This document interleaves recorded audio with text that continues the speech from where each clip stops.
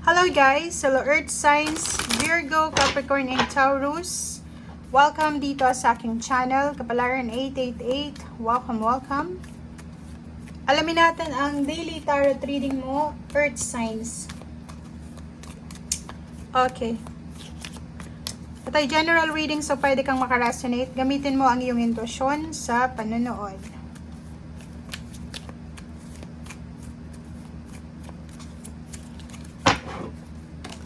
Okay, wow. Man's best friend, faithful and true. Loyalty. Kumuha pa tayo dito ng isang baraha, Earth Signs. Okay, clouds. Wow. So, ang nakikita natin dito, isang Earth Signs ang posibleng kalmado, masaya sa araw na ito. Nakikita natin dito na may isang tao na posibleng sobrang nagtitiwala sa iyo sa ngayon, or posibleng swerte ka kasi may mga taong loyal sa paligid mo. It's either kaibigan, family members, friends, katrabaho, or kung sino man.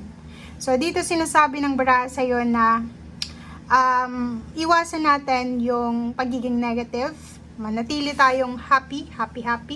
Manatili tayong positive and umiwas tayo sa mga stress or mga nagkukos or nagtitrigger ng stress sa buhay natin.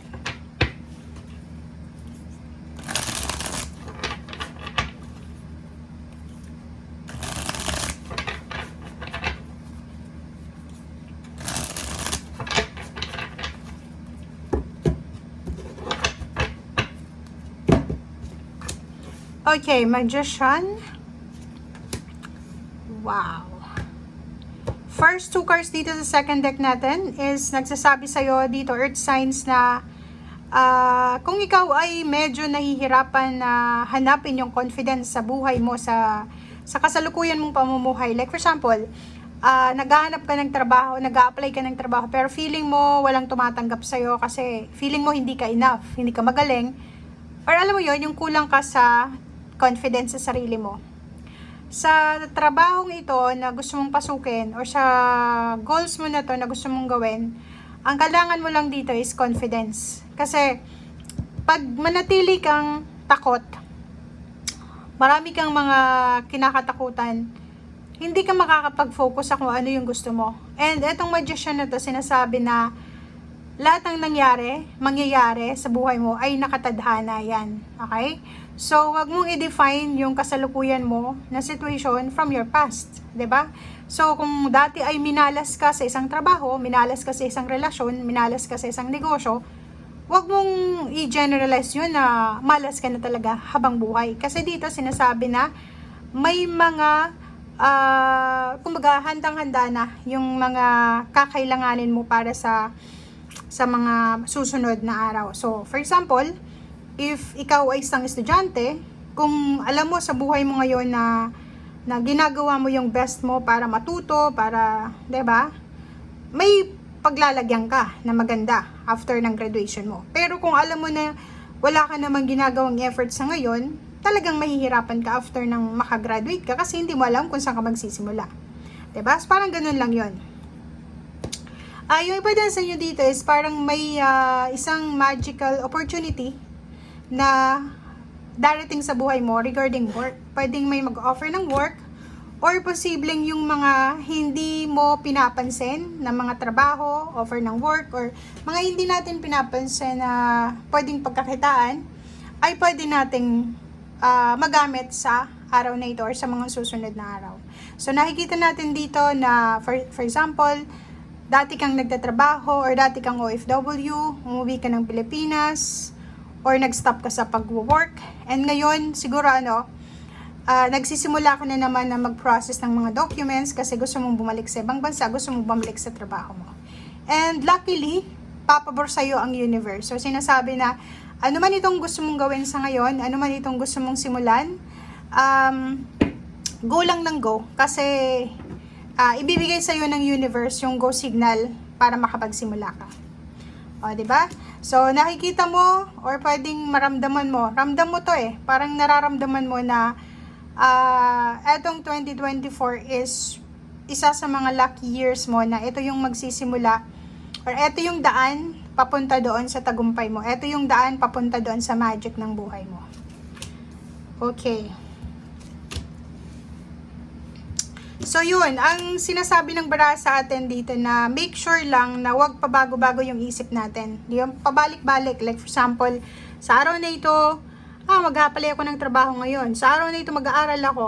Tapos, nung hapon na, sasabihin mo, hindi ako gagawin. Hindi ako parang ganito, tinatamad ako. So, hindi ganun. Dapat daw, sinasabi ng baraha, nabigyan mo ng focus kung ano yung gusto mong gawin. Gabi pa lang, kailangan mo lang iset sa mind mo na bukas ganito yung gagawin ko. Bukas ganito yung steps na gagawin ko. Parang ganun yung sinasabi ng baraha. And wag mo daw na aalisin sa sarili mo yung excitement. Excitement sa bawat araw na dumaraan.